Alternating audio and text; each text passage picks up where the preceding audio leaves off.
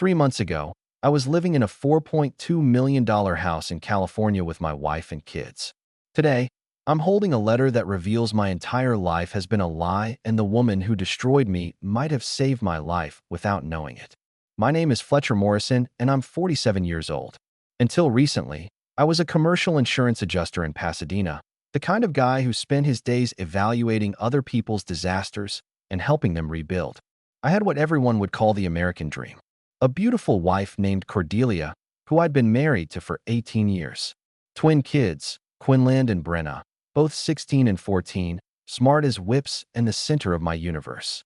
We lived in this gorgeous house up in the hills with a view of the entire city spread out below us like a glittering carpet. I thought I knew exactly who I was. Fletcher Morrison, son of Whifford Morrison, a quiet librarian who raised me alone after my father died in a car accident when I was 12.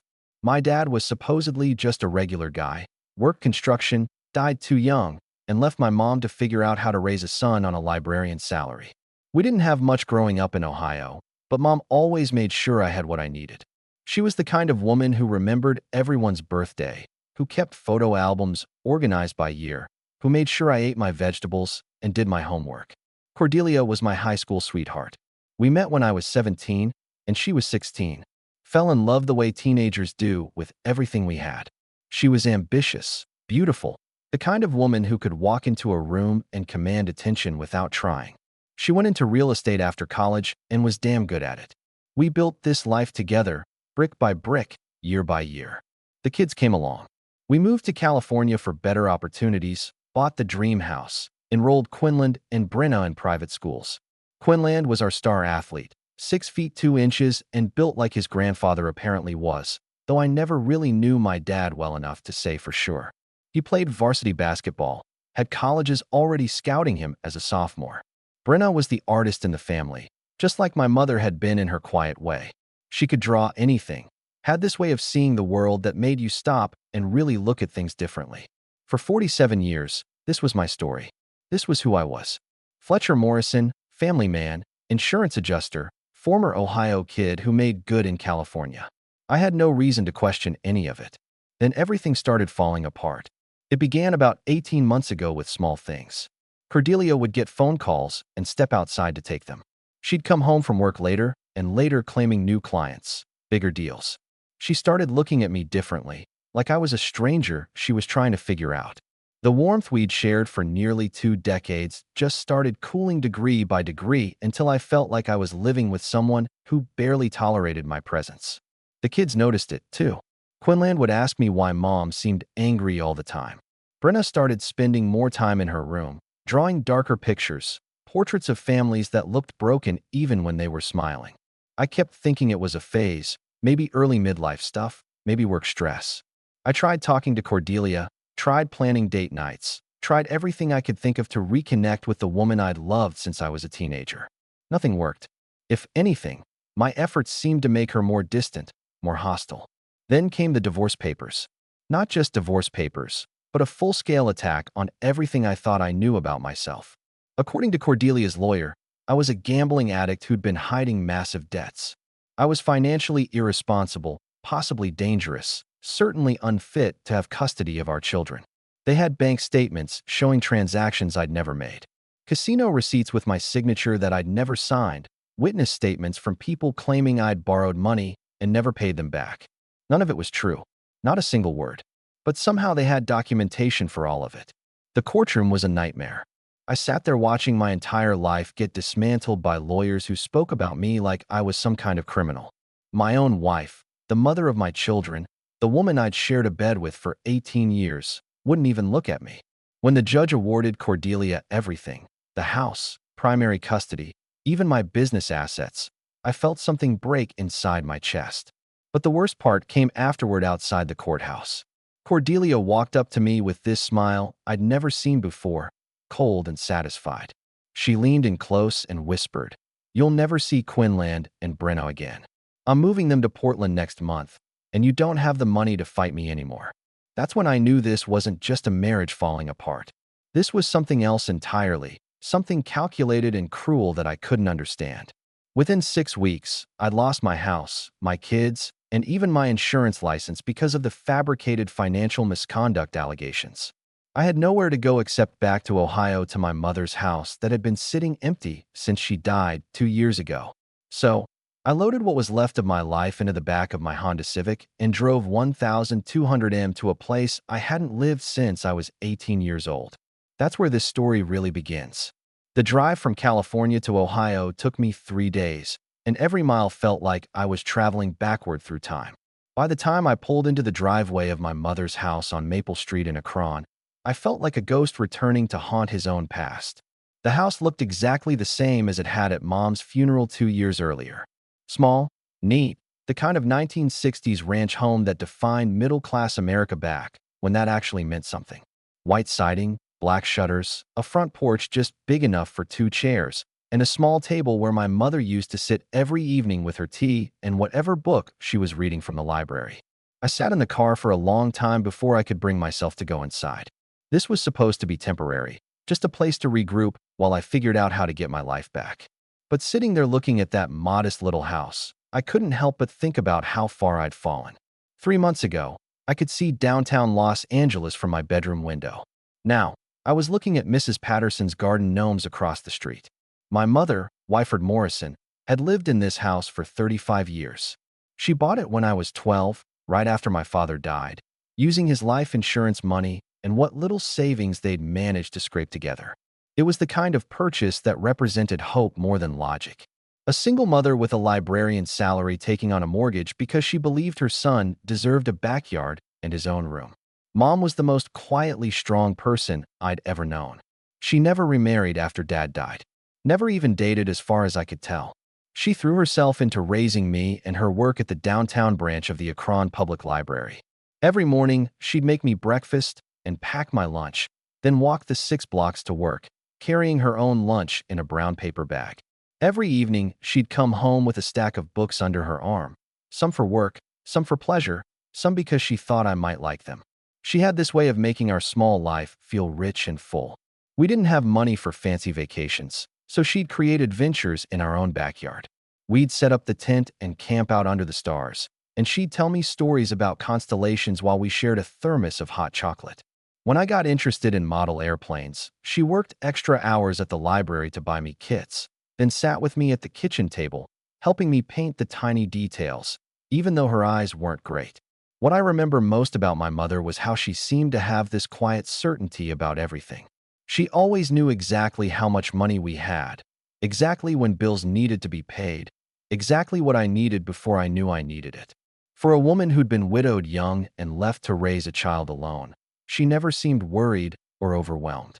She just handled whatever needed handling with this calm competence that made me feel safe in a way I didn't fully appreciate until I became a parent myself. The strange thing was we always seemed to have just enough money. Never plenty, but never the kind of desperate shortage you'd expect from a single mother's librarian salary. When I needed school clothes, there was money for school clothes. When the car broke down, she had it fixed. When I wanted to go to college, she somehow made that happen, too, though she never explained exactly how she'd managed to save enough. I asked her about it once when I was in my 20s, newly married to Cordelia, and starting to understand how expensive life could be. Mom, how did you do it? How did you manage to give me everything I needed on what the library paid you? She just smiled, that quiet smile of hers, and said, "You find a way when someone you love depends on you. That's what parents do." Now, unlocking the front door and stepping into her house for the first time since the funeral, I could smell her presence everywhere. That mixture of lavender soap and old books that had always meant home to me. The furniture was exactly where she'd left it. Her reading glasses still sat on the end table next to her favorite chair.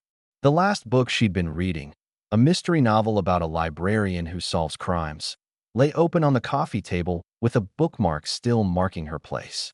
Walking through those familiar rooms, I felt the weight of everything I'd lost pressing down on me like a physical thing.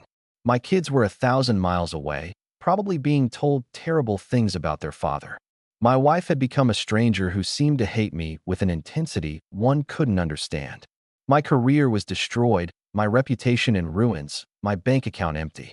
But standing in my mother's living room, surrounded by her books and her photographs, and the quiet dignity of the life she'd built for us, I made a decision. This house was the one thing Cordelia's lawyers couldn't take from me. It was mine now, free and clear.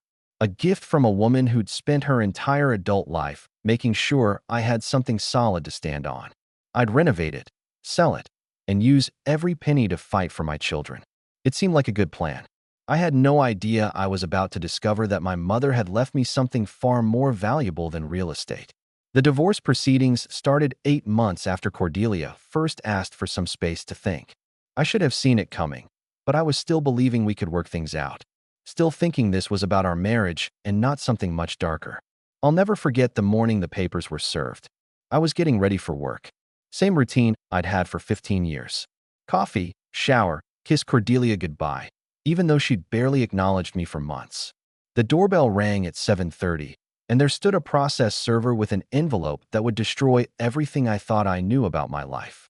The petition wasn't just asking for divorce. It was asking for everything. Full custody of Quinlan and Brenna, the house, my business assets, even my retirement accounts. But what made my blood run cold were the allegations. According to these documents, I was a compulsive gambler who'd been hiding massive debts from my family. They claimed I'd stolen money from client escrow accounts to feed my addiction. They painted me as financially reckless, emotionally unstable, and potentially dangerous to my own children. None of it was true.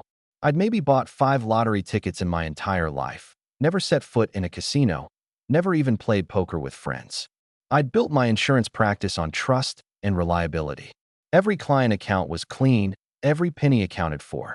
But somehow, Cordelia's attorney had documentation for all of it. When I confronted her that evening, she was packing boxes in our bedroom with mechanical efficiency. "Cordelia, what the hell is this?" I held up the divorce papers, my hands shaking. "Gambling addiction. Theft. You know none of this is true." She didn't even look up from folding her clothes. "I know what I know, Fletcher. The bank statements don't lie." "What bank statements?" "Show me these bank statements." That's when she finally turned to face me, and I saw something in her eyes I'd never seen before. Not anger, not hurt, but something cold and calculating that made her look like a complete stranger. "You're not the man I married," she said quietly. "Maybe you never were." The next 6 weeks were a blur of legal meetings, document reviews, and watching my life get dissected by strangers. Cordelia's lawyer, a sharp-dressed woman named Patricia Voss, presented evidence that should have been impossible to fake. Bank statements showing withdrawals I'd never made. Casino receipts with my signature from places I'd never been. Credit card charges for online gambling sites I'd never heard of. My own lawyer, a decent guy named Robert Chun, who I'd used for business contracts, kept shaking his head as we went through everything. "Fletcher, I've got to ask, is any of this real? Because if you've been hiding gambling debts, I need to know now so we can work on damage control." "Rob, I swear on my children's lives, I have never gambled anything more than a church raffle ticket. Someone is setting me up, and I don't understand how or why, but the evidence kept coming. Witness statements from people claiming I'd borrowed money and never paid them back. A coworker from my office swearing he'd seen me placing bets on my phone during lunch breaks.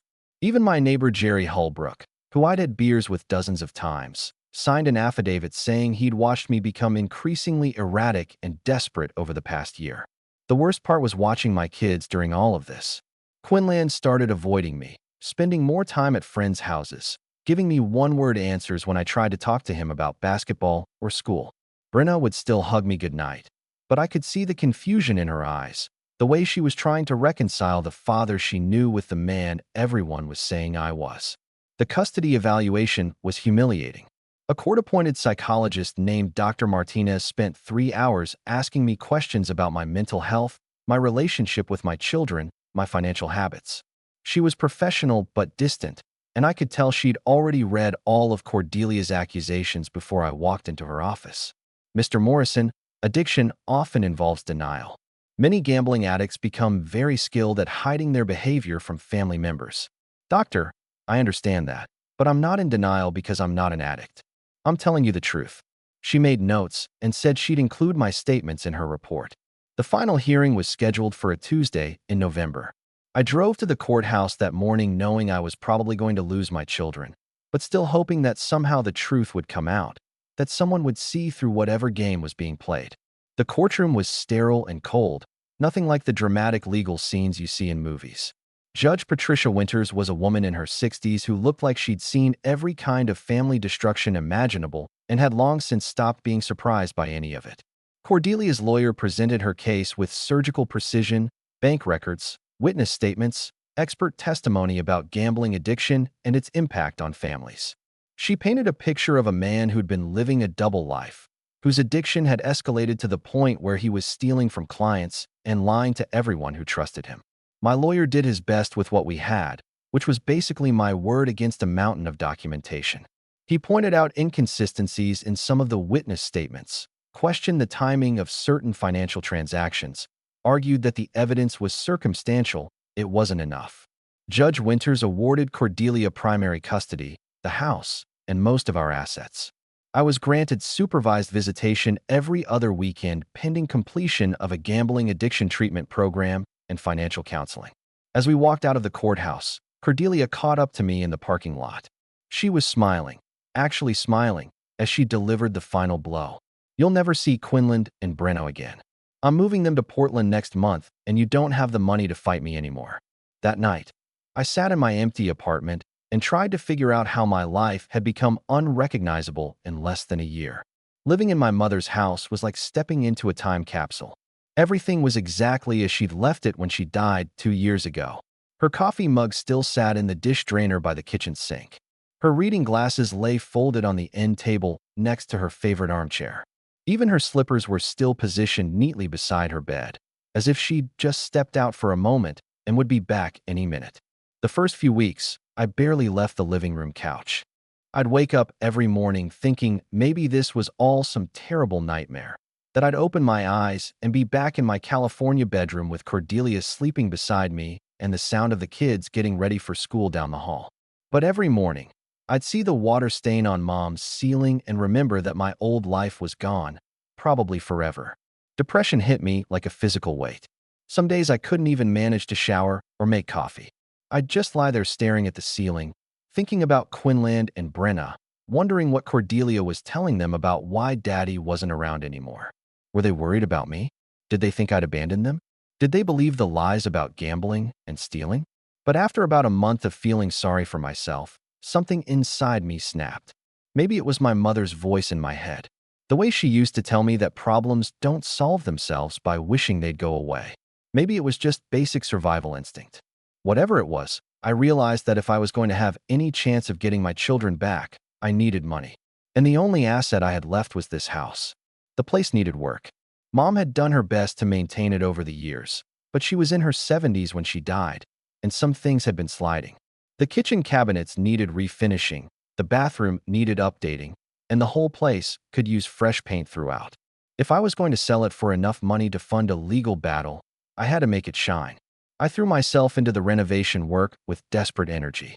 I stripped wallpaper, sanded floors, painted every room. Working with my hands felt good after months of sitting in lawyers' offices feeling helpless. Every nail I hammered, every wall I painted was a small act of fighting back against the people who tried to destroy me. The basement was the last area I tackled. Mom had used it mainly for storage, and it was packed with decades of accumulated stuff.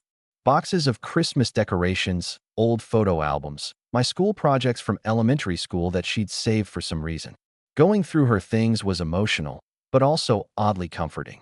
It reminded me of who I really was, where I'd come from, the woman who'd raised me to be honest and hardworking and decent. That's when I noticed something strange about the furnace area.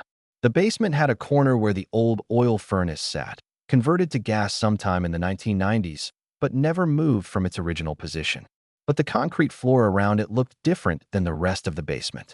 There were scratch marks that looked recent, and when I knelt down to examine them more closely, I could see that dust had settled in patterns that didn't quite make sense. It looked like the furnace had been moved, and recently that was impossible. Mom had been dead for 2 years, and before that she'd been too frail to move anything heavier than a book. The furnace had to weigh several hundred pounds. There was no way she could have moved it by herself, and I couldn't think of any reason why she would have wanted to.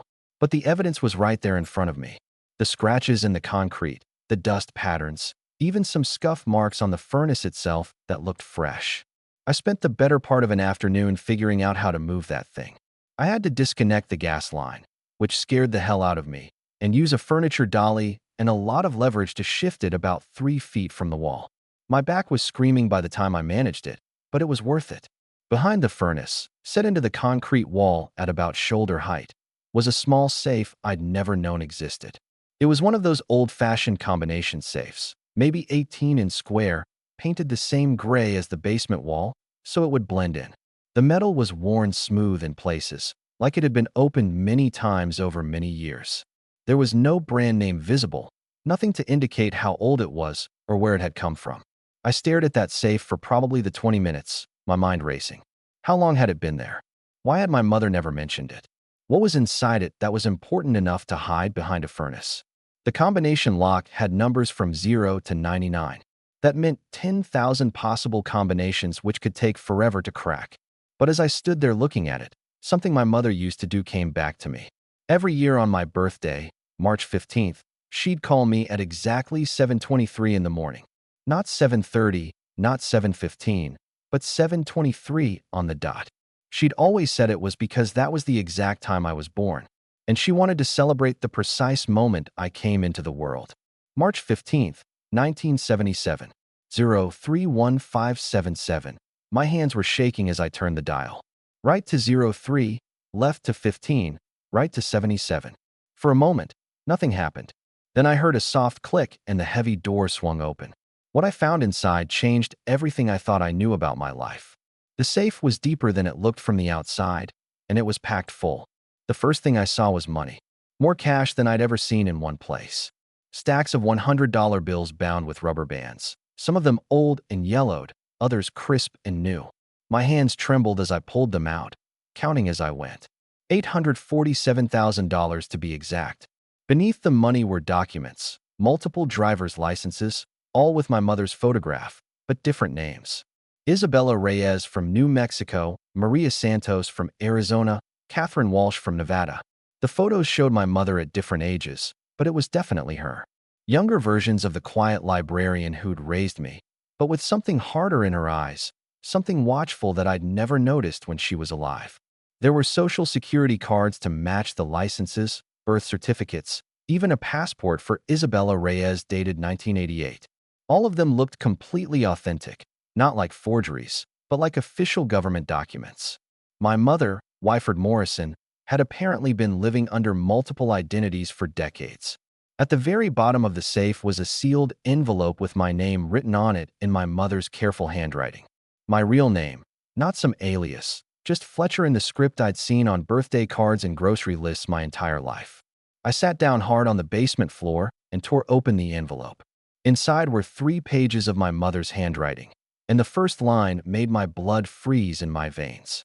My dearest Fletcher, if you're reading this, they finally found you, and I'm no longer here to protect you.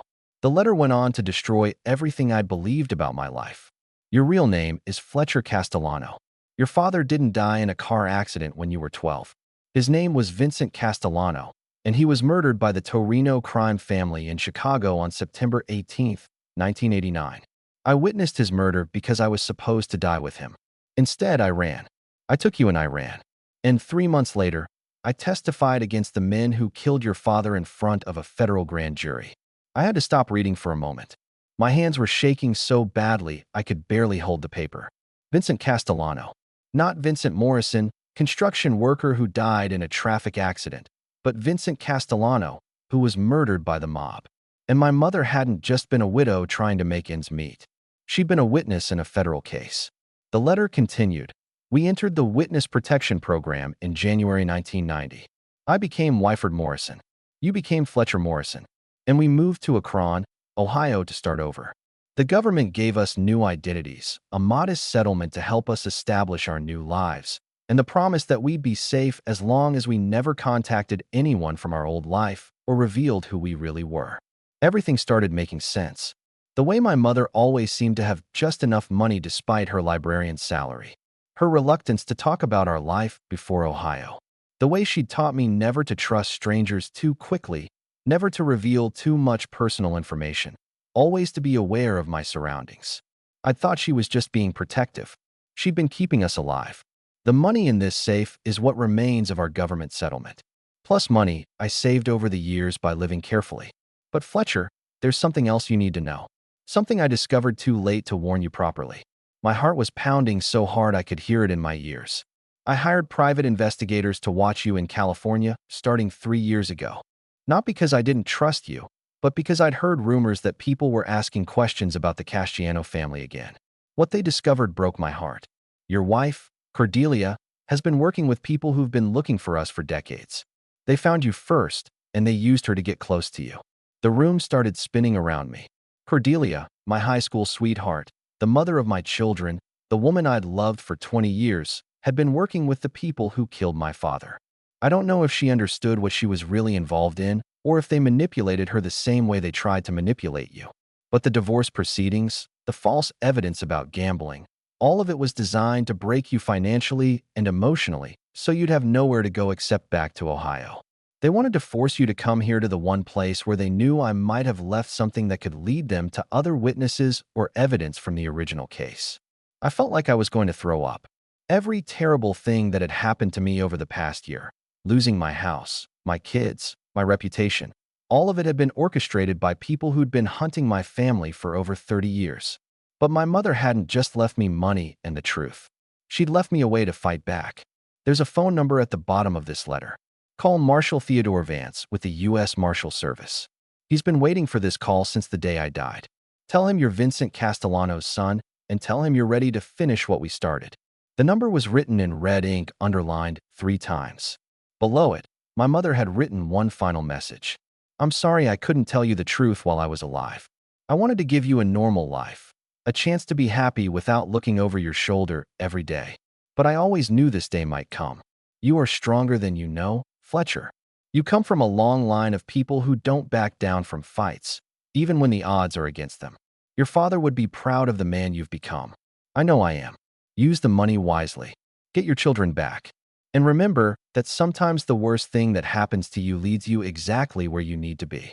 I sat on that basement floor for an hour, just staring at the letter and trying to process what it meant. My entire life had been a lie, but not the kind of lie that diminishes you. The kind of lie that protects you until you're strong enough to handle the truth. Then I picked up my phone and dialed Marshal Theodore Vance. Marshal Theodore Vance answered on the second ring like he'd been sitting by his phone waiting for 35 years. Vance. Marshal Vance. This is Fletcher Morrison, but I think my real name is Fletcher Castellano. There was a long pause, then a deep breath. Son, I've been waiting for this call since your mother died. Where are you right now? I'm in my mother's house in Akron, sitting next to an open safe that she left for me. Don't touch anything else. Don't talk to anyone. And don't leave that house. I'll be there in 4 hours. Marshal Vance turned out to be a tall, gay-haired man in his early 60s who looked like he'd seen every kind of human evil imaginable and had never quite gotten used to it. He arrived with 2 other federal agents and spent 6 hours going through everything my mother had left behind, photographing documents, cataloging evidence, and asking me questions about my life in California. Your mother was one of the bravest people I ever worked with, he told me as we sat at her kitchen table around midnight. She knew they'd eventually track down her son, so she prepared for this day. The money, the safe combination using your birthday, even hiring those private investigators to watch you in California. She wanted you to find all of this when you needed it most. The full scope of what had happened to me was even worse than I'd imagined.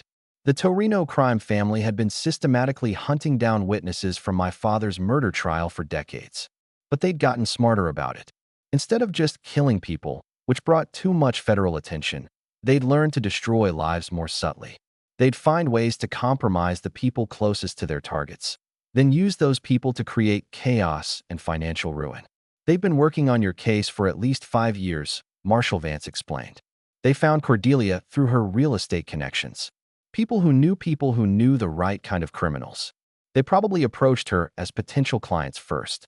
Legitimate business that slowly turned into something else. The investigators my mother had hired had been building their own case during this time, documenting everything. They had recordings of Cordelia meeting with people connected to the Torino organization.